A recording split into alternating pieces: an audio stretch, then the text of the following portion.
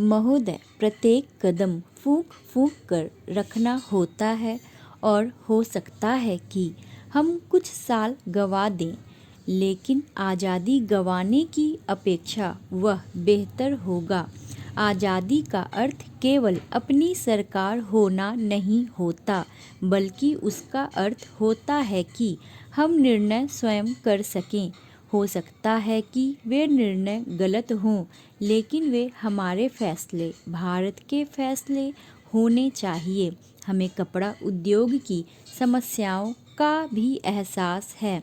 हमने आधुनिकीकरण के लिए विदेशी सहायता की आवश्यकता को स्वीकार किया है। योजना आयोग ने कपड़ा उद्योग के लिए एक कार्यकारी दल नियुक्त किया था, जिसने इसकी समस्याओं पर विचार किया। सिद्धांत रूप में यह निर्णय किया गया है कि वित्तीय अभिकरणों के जरिए धन उपलब्ध कराया जाए।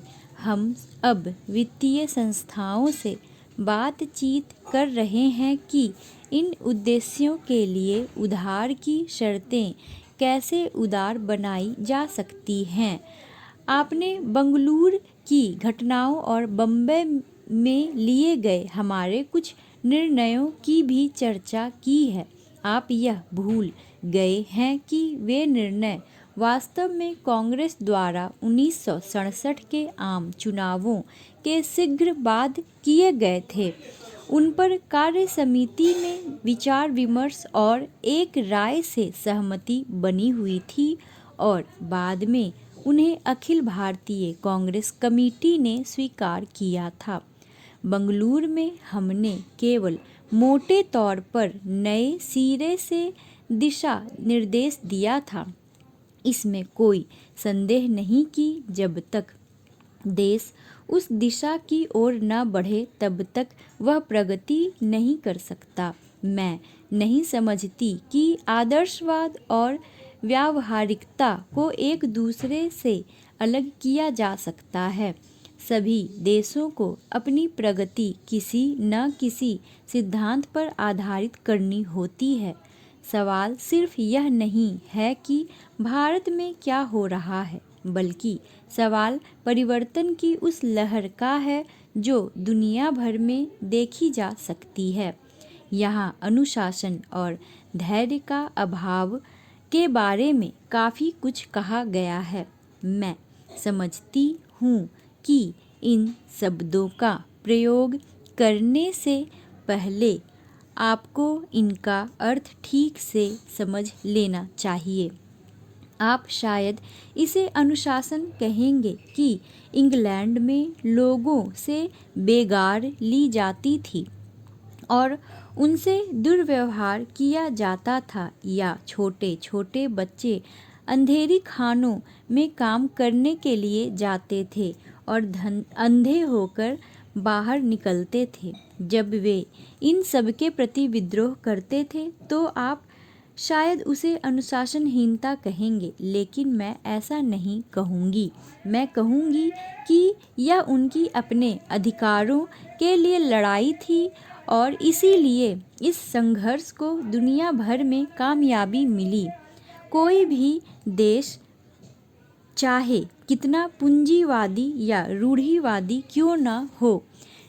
महोदय, पिछले 40-45 वर्षों से हम खादी संबंधी कार्यक्रम को कार्यान्वित करते आ रहे हैं।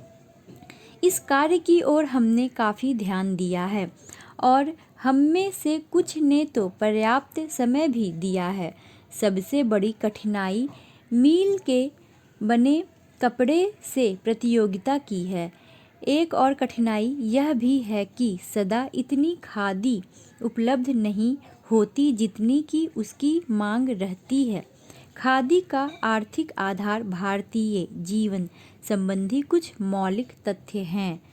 हमारा देश कृषि प्रधान देश है, जहां अधिकांश लोग किसी न किसी रूप में खेती बाड़ी से अपना निर्वाह करते हैं। यदि आप एक किसान के जीवन पर दृष्टि डालें तो आप यह देखिएगा कि उसका खेत बड़ा हो या छोटा, वह और उसका परिवार साल भर बराबर खेती के काम में ही व्यस्त नहीं रह सकता। उसे काफ़ी समय बेकार रहना होता है।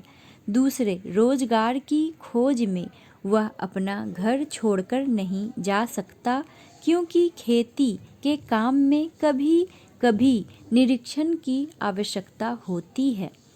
यदि बेकारी का वह सब समय जब किसान व्यस्त नहीं होता खादी तैयार करने के काम में लगाया जाए तो देश भर की आवश्यकता के अनुसार खादी मिल सकती है। ऐसी अवस्था में कोई भी कम मजदूरी का प्रश्न नहीं उठाएगा, क्योंकि यह काम तो ऐसे समय में किया जाएगा जो बिल्कुल खाली होगा।